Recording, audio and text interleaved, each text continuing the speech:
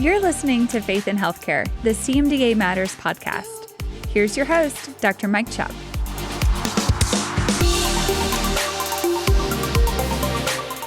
Welcome, friends, to Faith in Healthcare, where we continue to explore the issues that matter most to Christian healthcare professionals. You know, whether you're in healthcare, married, or otherwise connected to someone who is, or you're simply interested in how God is working through Christ followers in patient care and beyond, we're very glad you're here. In this episode, I'm joined by a special guest who has spent the past 7 years supporting our students and residents, as well as our graduate healthcare professionals in communities all across the South, and that's CMDA's Southern Regional Director, Mr. Grant Hewitt. Together with guest co-host, Reverend Bill Reichert, we're going to unpack Grant's powerful teaching that he gave to us not long ago in a CMDA chapel entitled Cut Flower Medicine. And that's just a metaphor for what happens when healthcare is severed from its Christian roots. You know, friends, for more than 18 centuries, patient care was anchored in the compassion of Christ and the truth that every person is made in the image of God. You're going to hear how modern healthcare has drifted from those roots. The sobering lessons that actually we can draw from the 1930s and 40s, the Nazi-era medicine, and the hope that we find when Christian healthcare professionals reclaim our true heritage, caring for others as image bearers of God with Christ's compassion at the center. We'll also explore the vital role of campus and community ministries in mentoring the next generation of physicians, dentists, and healthcare professionals to stand firm in their faith. So let's dive in.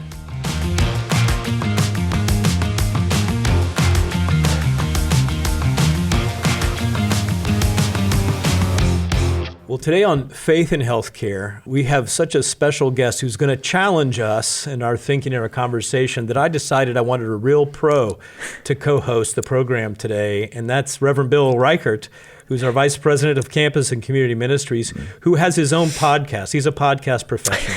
So welcome to Faith in Healthcare, Bill. Thanks, Mike, for allowing me to be shotgun here as we have this great conversation with Grant today. Well, for our listeners, Faith in Healthcare, one of the ways that we demonstrate that in our resources, our people, is that our vice president, as well as 4 regional directors, are all ministry professionals. So just tell us what that looks like, and then I want you to tell the folks about your own podcast for the students. Sure.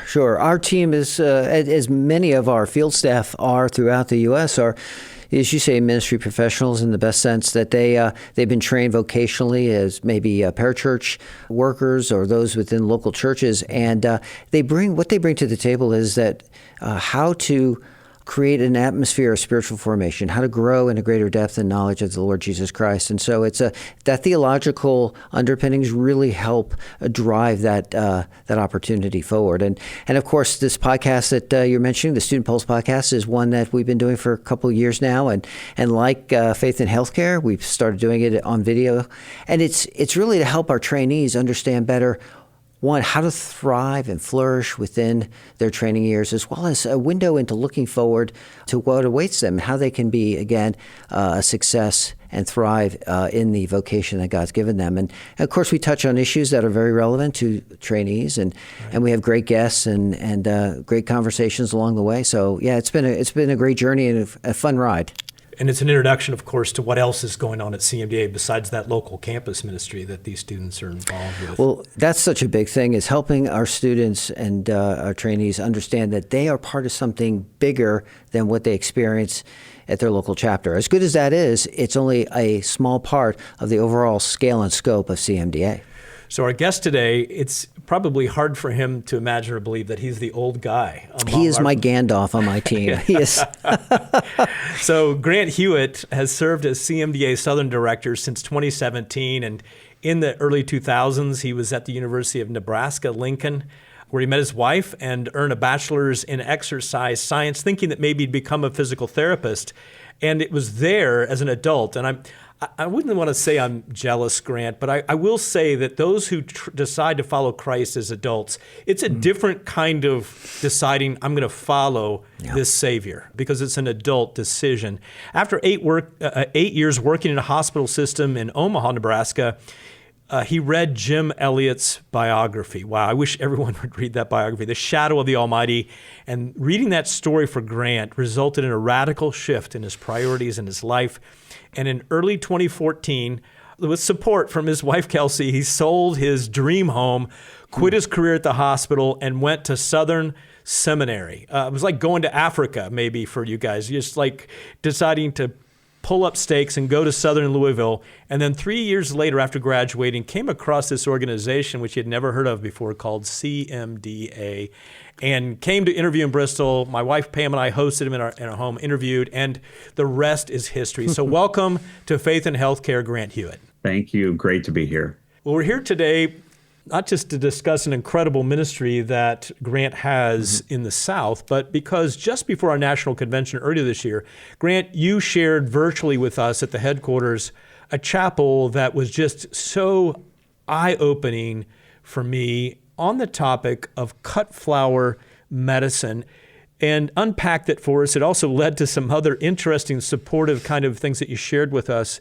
about Nazi doctors, and we're going to get to that in a minute. But where did the idea or the concept, when did you come across this? Who shared this idea of cut flower medicine with you? And what kind of resources have you found since then that have helped you kind of understand and unpack this and expand this as you've shared with our members and others, Christians in healthcare? Yeah, I did enjoy that chapel. I remember it well. I can't take credit for the term cut flower medicine. That idea of comparing our modern culture with a flower that has been severed or cut from its spiritual roots. So that comes from a philosopher and a sociologist named Will Herberg, though he may have borrowed that from another source. I'm not sure. But since I titled that chapel message after his metaphor, I think it's in order to quote from him directly.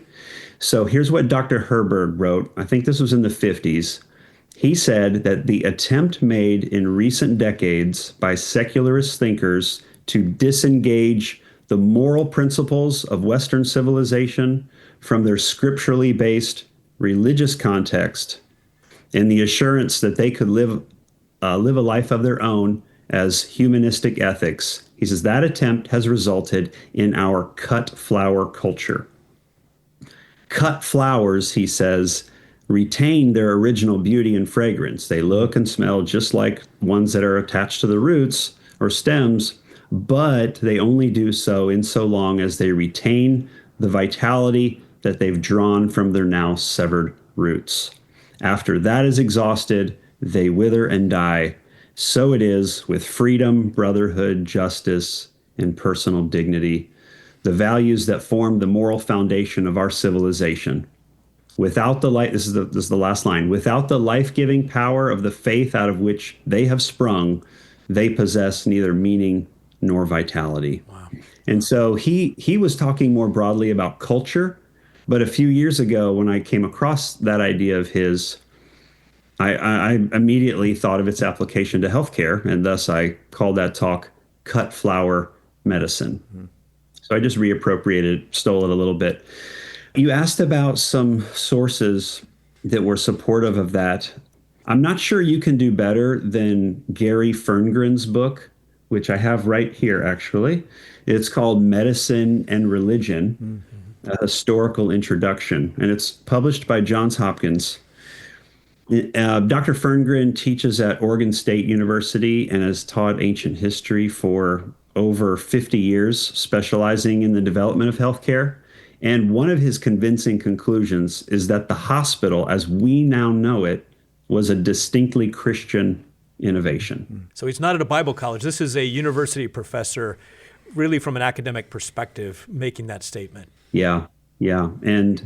And I believe he traces the original hospital to about the 4th century, the early 4th century. And one really fascinating thing that he says is that in the ancient world, the philosophy and the religion of the day, they didn't encourage a compassionate response to human suffering. And he argues that there was no organized charitable care of any kind in the Greco-Roman world, so the world in which the early church thrived. Apart from Christian care, there was no religious or philosophical basis for caring for those who are suffering.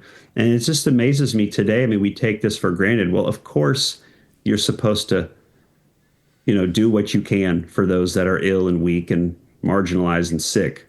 Well, the only reason we think that is because we've gleaned from and benefited from 2,000 years of Christians in this space. Actually, they believe strongly in fate. So if someone is sick, I mean, that's their worldview. This was just supposed to happen. They just suffered from fate. Yeah, let's. I love the way you set it up and giving some historical context. Let's jump from history to the present, Grant, for a minute. How does this cut flower medicine manifest itself in today's current U.S. healthcare systems? Yeah, well, we can easily think of recent examples of medicine gone astray, right? Mm-hmm. From the beginning of life to the end of life. The unborn are often seen as less than human. Gender surgery on children, adolescents, or the old, the killing of the elderly and infirm among us, thinking of physician-assisted suicide. So those are, of course, problems and definitely evidence of a cut flower. But those really are downstream issues from, as I see it, an industry that is losing its way or lost its roots, so to speak. And it's really no wonder when you've got voices like Peter Singer, who's a philosophy professor at Princeton, one of the most influential, well-known philosophers of the last 100 years. Peter Singer argues that a newborn baby's life is of less value than a pig or a dog. Grant, you spend a lot of time with students. I mean, a lot of time with students, residents, campus advisors. And so this kind of information arms you to really encourage our trainees with their history, something to be proud of, that the Imago Dei has had a huge influence upon healthcare and putting others, of course, Christ's principles of putting others first, sacrificially serving in healthcare.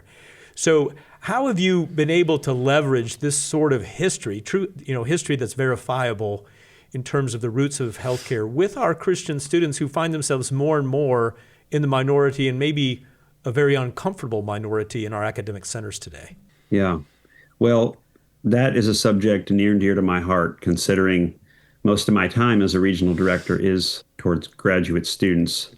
I do want to mention one other thing as far as kind of piggybacking on Peter Singer real quick. I was just thinking of David Attenborough, also a real well-known figure, or at least a well-known voice. He's the voice behind those nature shows like Planet Earth. And at one point he said during an interview, he said that humanity was a plague upon the earth. That's his word, literally called us a plague. Now, I'll tell you, you're not going to get a great healthcare system from people who think that suffering humans are themselves a plague. And so there really is a competing worldview here. It's always been at play, but especially today. And that old saying, ideas have consequences, is still true. And bad ideas have victims. And if my patient is part of the plague, how am I going to be motivated if they are near terminal to think about extending their life? Definitely cuts the Imago Dei right out, from under it. Yeah. Right. So back to the student question, we have our listeners may know that we have student chapters of CMDA at the majority of medical and dental schools across the U.S. And at each of those, there are student interest groups or clubs that they gather around shared interests or specialties. And for instance, there might be a surgery club or a pediatrics club, et cetera. And then you've got the religious club over here, which is usually CMBA. And at first, it can seem forced, like, well, how does this religious group fit in with the world of science and healthcare? And honestly, our students tend to feel out of place. I have had students tell me directly, independently of one another, that they feel their school is a dark place. Mm-hmm. Those are their words. A dark, spiritually dark, that is. And I'll give you one example. One of our really terrific faculty advisors at a medical school, I won't name, in Texas, this MD had spent many years serving the poor in other countries in the Eastern Hemisphere, Middle East, China, etc. And in many of the countries, or I should say some of the countries that she served in, were known to be hostile to Christianity. Well, she told me that she had never felt the kind of spiritual opposition and difficulty that she encountered at this particular medical school where she teaches, particularly among the administration. And I couldn't help but tell her when she told me that, I said, just imagine if you feel that way as a mature believer with decades of experience, and maturity. Yeah. What chance does a 23-year-old starry-eyed medical student have? Yeah. So it isn't just what is taught that makes a difference and an impact here, in our conversation, but also what isn't taught.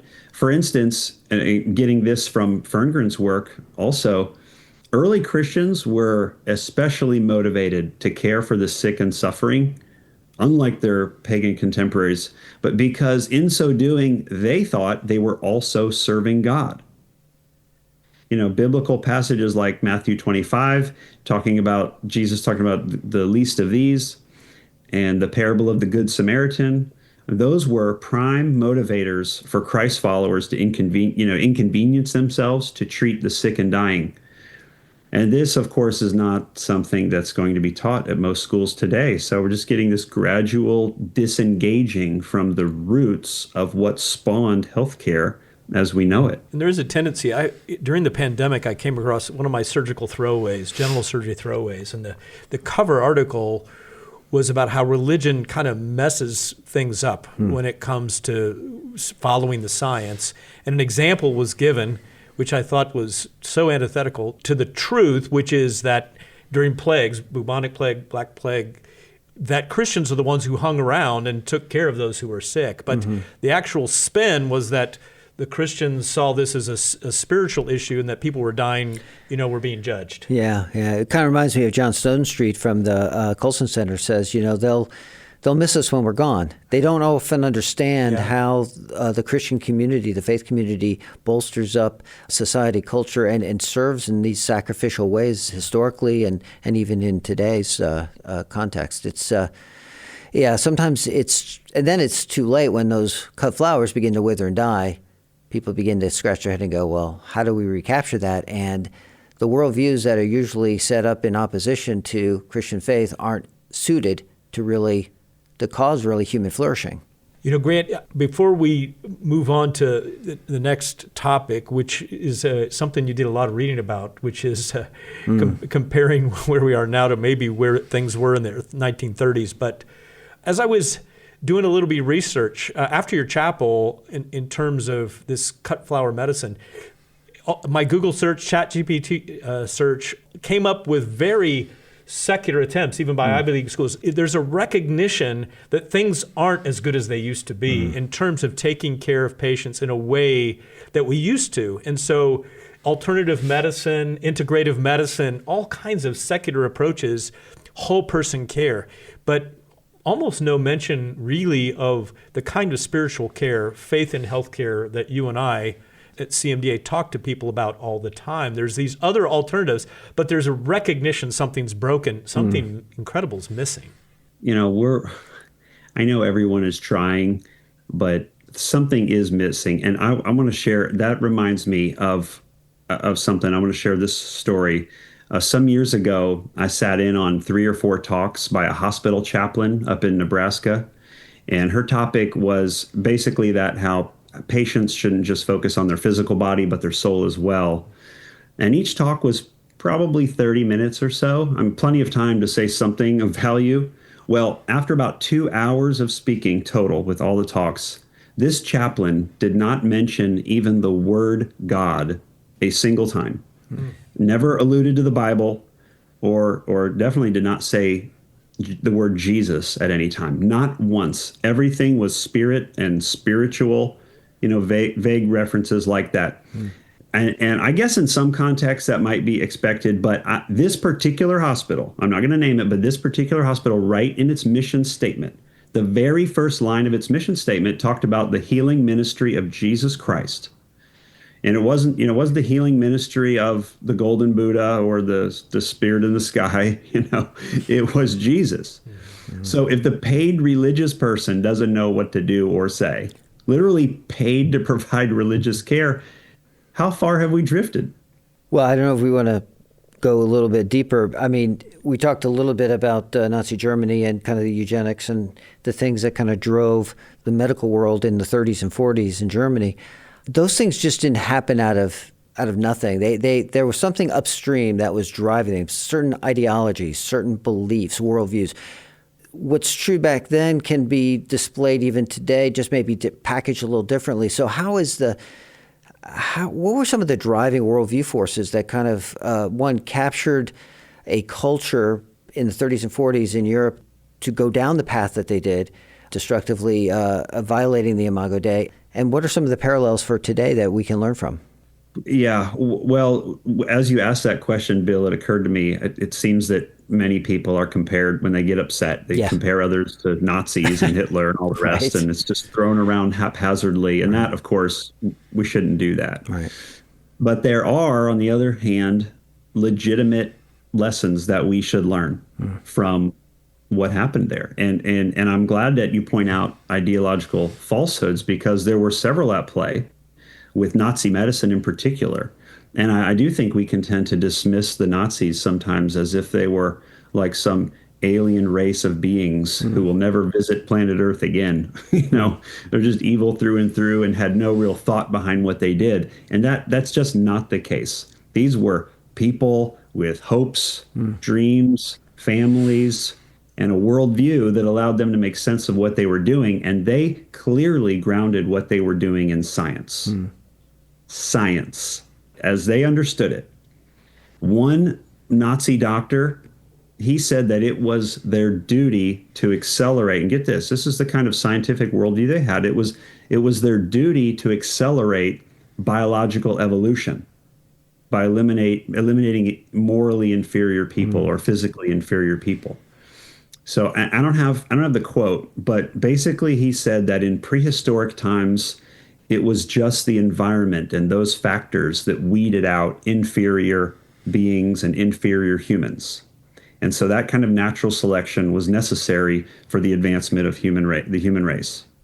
But now it's our duty. It's the duty of an organization to do the job of natural selection, so-called. So they thought that unless the genetically defective or lesser humans were eliminated, it would hurt our entire species. And one Nazi physician said, I remember reading this, he said that their killing, or what they were doing, was, quote, nothing but applied biology. Nothing but applied biology. That's what they were doing. And one comment from a faculty member at the University of Berlin Medical School, he taught that each doctor was not to just be a caretaker for the sick, but was to be get these lines, a cultivator of the genes and a biological soldier. So they did give great thought, deep thought to what they were doing, and they grounded it in science. Follow the science, I guess. I'd say that tongue in cheek, sadly. Before we continue with this week's episode, here's a special announcement for you. CMDA is here to support and equip you at every stage of your journey. As the nation's largest faith-based professional healthcare organization, membership connects you with a community of like-minded colleagues, resources, and opportunities to live out your faith in practice. If you're passionate about missions, don't miss the Global Missions Health Conference, November 6th through 8th in Louisville, Kentucky. This is the world's largest gathering of healthcare professionals dedicated to advancing the kingdom through healthcare missions. And mark your calendar for the 2026 CMDA National Convention, April 23rd through 26th in Loveland, Colorado. It'll be a time to step away, be renewed, and recharge with fellow believers in healthcare. Learn more and get connected at cmda.org. Let's jump right back into this week's episode.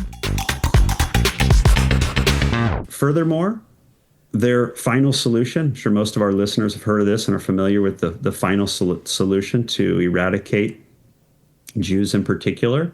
They said that they called what they were doing healthcare. They literally called their concentration camps a public health venture.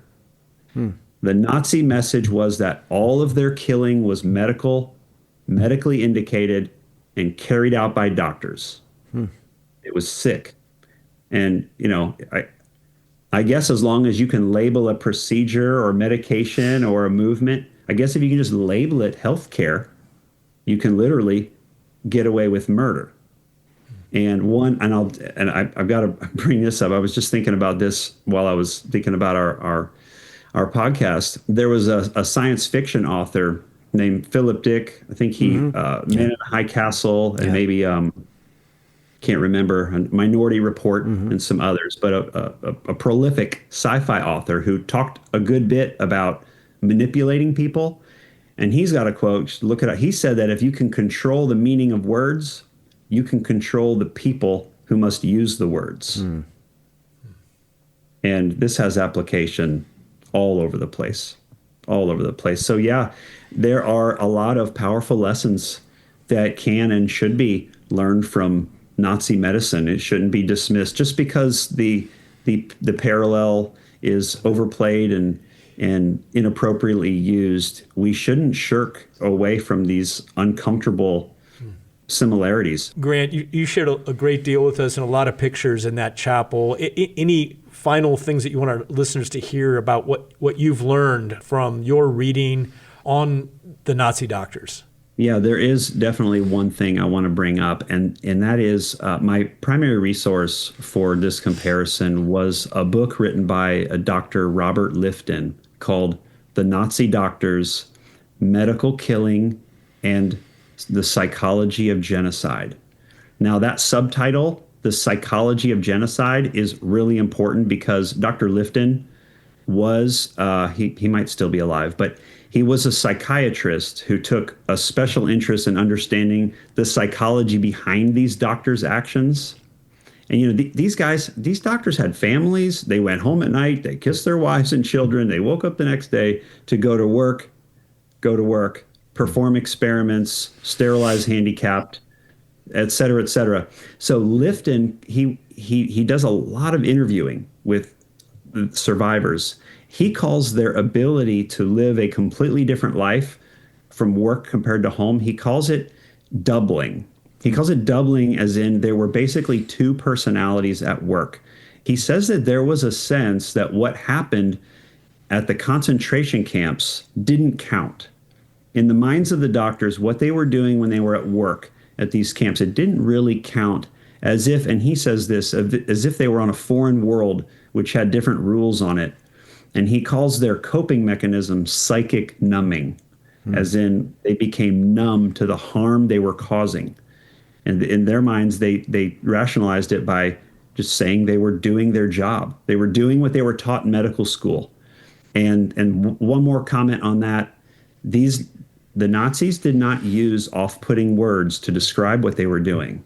One particular researcher, he had combed through thousands of pages of concentration camp documents, and he did not find the word kill or murder at all in relation to humans. They just talked about making selections or ramp duty, which is where they would make selections. So anyway, there was definitely some manipulation of words here also. Yeah, it reminds me of the term selective reduction when you're in IVF, when you have too many pregnancies, and that there's a selective reduction, not even a termination of pregnancy, actually. Right, yeah. I mean, we're always tempted, and you see it now even currently, how we use euphemistic terms to kind of mask or or downplay what's actually being done. So it's happens today even so in the way we talk about some of the difficult issues like transgender medicine and abortion and stuff upper like that. surgery, lower surgery. And for this general surgeon, it's bilateral mastectomy. Why are we changing the terminology? Exactly. But it makes it more acceptable. Exactly. Yeah. Well, we're going to switch gears. We're going to go from talking about some of these very and important, nevertheless, but difficult subjects, but to talk about some of the work you do day to day, because you obviously are being able to take this message in with you when you travel and talk with students, and you do a lot of work in the Southeast and working with campus chapters, but also communities. And I'd like to focus on that, given that that's been a big part of our work as a team currently, is seeing community ministries throughout the U.S. within CMDA flourish and thrive. Would you mind just talking a little bit, as you've seen it, worked out in the course of the opportunities that you have in the South?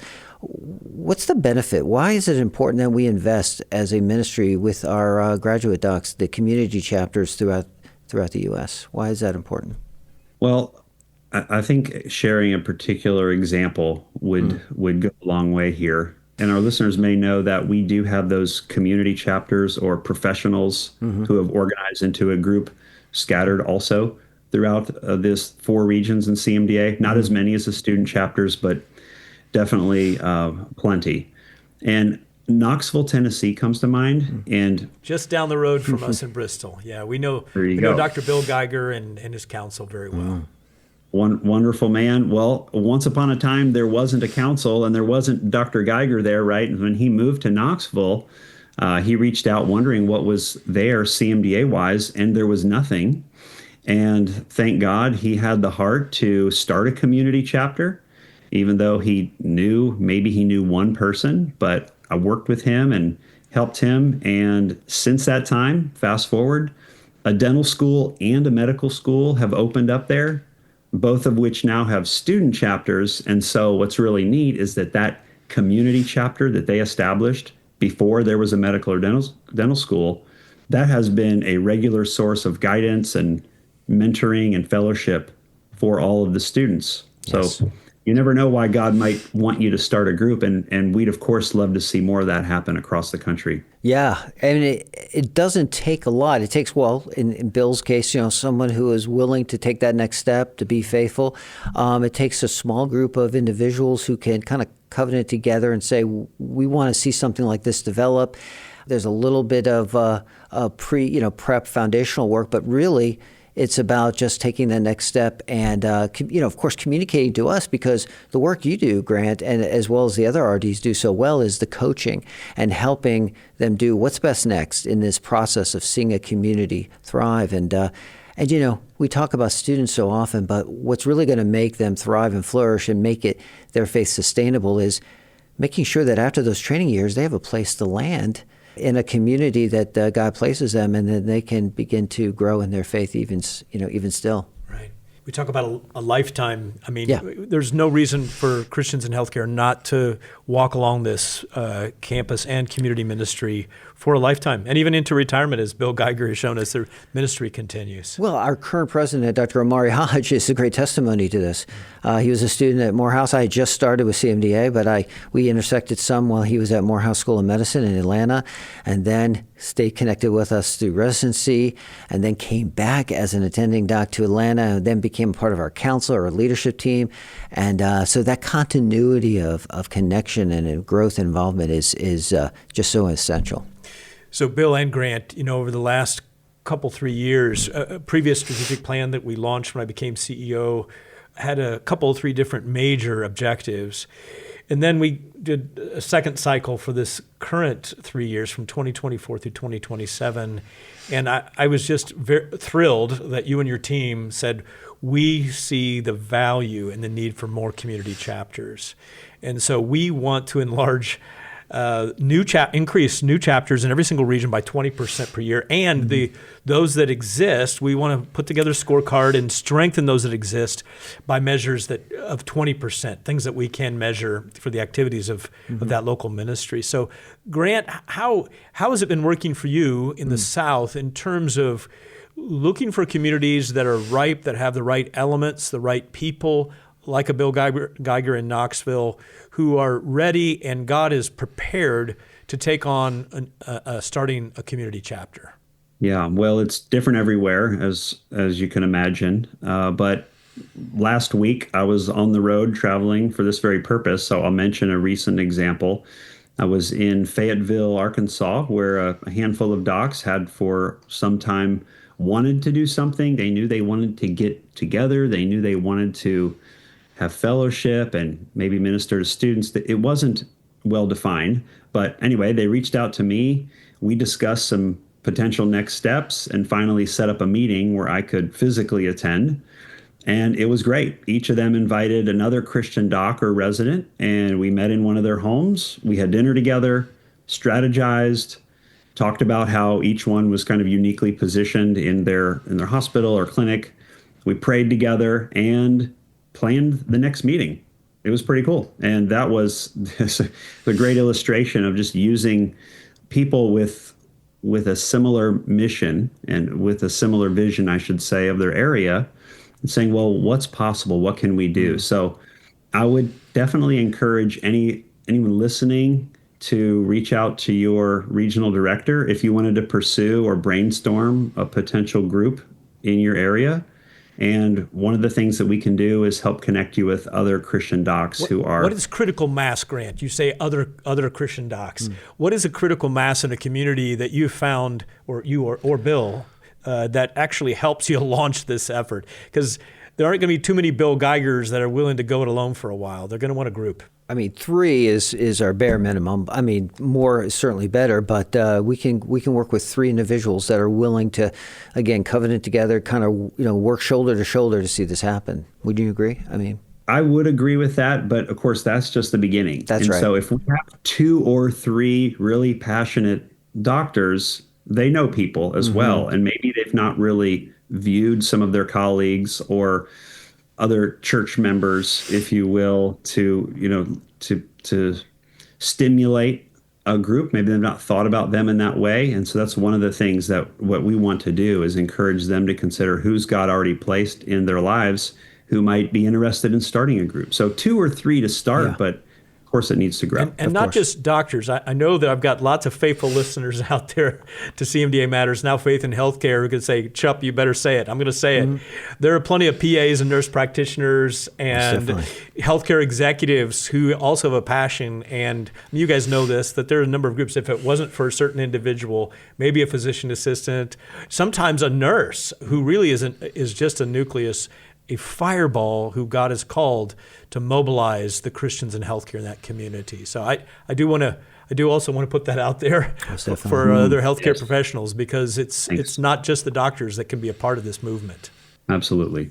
So what's next? A listener out there who is at a place in life where they just feel a holy unrest. There's a certain leadership guru of the past who would say, holy unrest is not a bad thing. Holy unrest, God has something new for them. What should they do if they hear this conversation and think, we could do that in this city? What's the next step?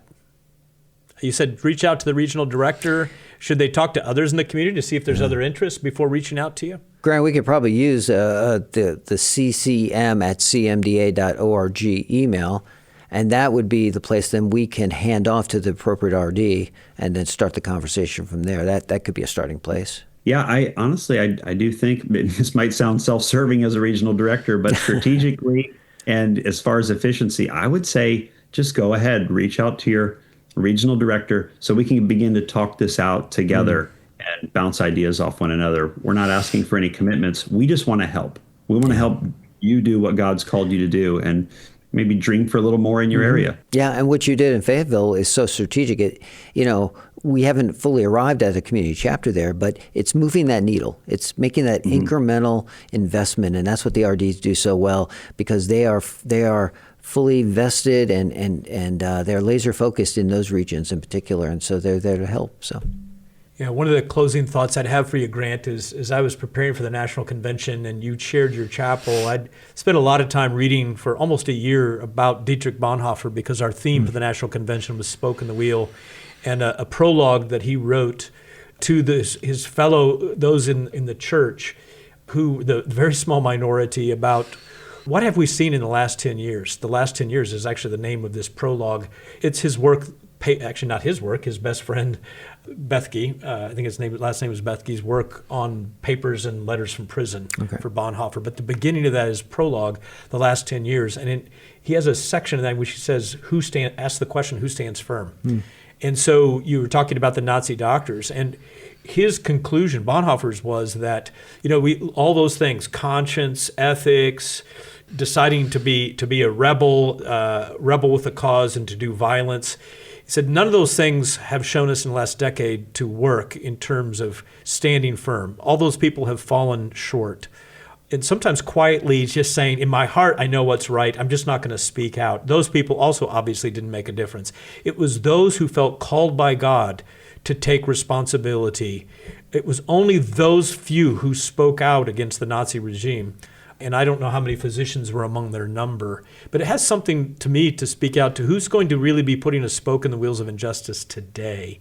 And truly it's our brothers and sisters in Christ that feel a call, a transcendent call from the Holy One to speak out, even if it's not popular. And that goes all the way to our students, our residents and trainees, being wise as serpents and harmless as doves in their setting. So thank you for putting this topic before us, Grant. I think it's a powerful history lesson that all of us at CMDA need to understand and repeat, that hospitals came from Christ followers, and the kinds of principles that we use in putting our patients' needs first, often leading to burnout for us as healthcare professionals because we put other people's needs first, that is a heritage and a legacy that we as Christ followers can be proud of no matter what the world says, about our faith. So thanks for joining us today on Faith in Healthcare, Grant, and thanks for your influence and 7 years of faithfulness. Any closing words, Bill, for us? Well, no, I thought you put a great bow on it. I mean, again, we're dealing with these big cultural discussions with cut flowers, but, I'm just thankful for you, Grant, and for the other RDs who are investing in those singular conversations with individuals, students, and others, helping them understand how to integrate their faith into healthcare. And so, I'm optimistic. I think, Grant, we were saying this morning on a call how optimistic we are of the future of healthcare. We see so many wonderful men and women who are Christ followers who are seeking to live out their faith in healthcare. And so that gives me, I know gives Grant a lot of hope for the future. Yes.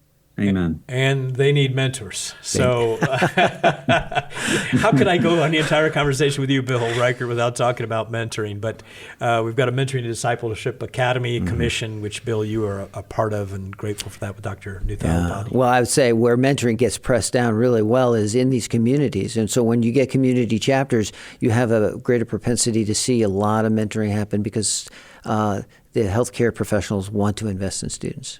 God bless you, Grant. Look forward to seeing you here in the near future.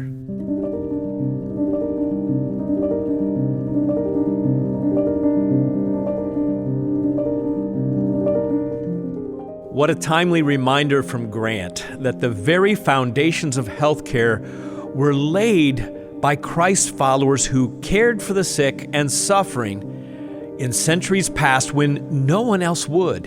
His challenge to reject so-called cut flower medicine and instead root our work in the recognition of the Imago Dei in every patient encounter, well, it could not be more urgent in today's cultural climate. And that's why CMDA exists. We're here to equip and encourage healthcare professionals just like you, or your loved one, or a friend, to live out your faith with courage as well as compassion. If you're not yet part of this community, I want to invite you to join us. Together we can stand firm. We'll support you as we mentor the next generation and keep intentionally bringing the hope and healing of Christ through our healthcare. You can go to cmda.org if you'd like to learn a whole lot more. If this episode encouraged you, would you please share it with a colleague or a friend or a student in healthcare or one who's thinking about going into healthcare? And be sure to follow the podcast on social media to stay connected.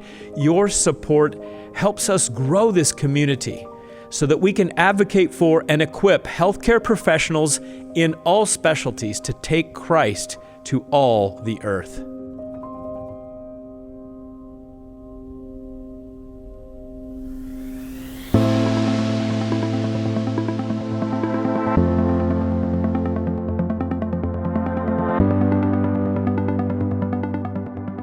Next week on the podcast, I'll be joined by Dr. Ted Hamilton. He's former Chief Mission Officer at Advent Health, and Dr. Carla Park, who's Vice President of Whole Person Care Education and Integration.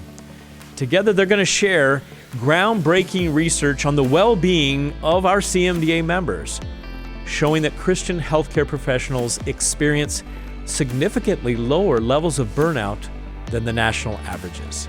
We're going to explore how belonging and calling and virtue, as well as daily spiritual practices, can protect against burnout and help you be renewed and prosper. You don't want to miss this encouraging conversation on what truly sustains us in healthcare that's combined with ministry. I want to thank you for listening today to Faith in Healthcare, the weekly podcast from CMDA, where our mission remains the same: bringing the hope and healing of Jesus Christ to the world through committed Christ followers in healthcare. That's what matters to us at CMDA. May you recognize this week that the Lord is with you and that He is for you to do His good work. We'll see you next week, Lord willing, on Faith in Healthcare. Thanks for listening to Faith in Healthcare, the CMDA Matters podcast. If you would like to suggest a future guest or share a comment with us, please email cmdamatters@cmda.org. And if you like the podcast, be sure to give us a 5-star rating and share it on your favorite social media platform. This podcast has been a production of Christian Medical and Dental Associations. The opinions expressed by guests on this podcast are not necessarily endorsed by Christian Medical and Dental Associations. CMDA is a nonpartisan organization that does not endorse political parties or candidates for public office. The views expressed on this podcast reflect judgments regarding principles and values held by CMDA and its members and are not intended to imply endorsement of any political party or candidate.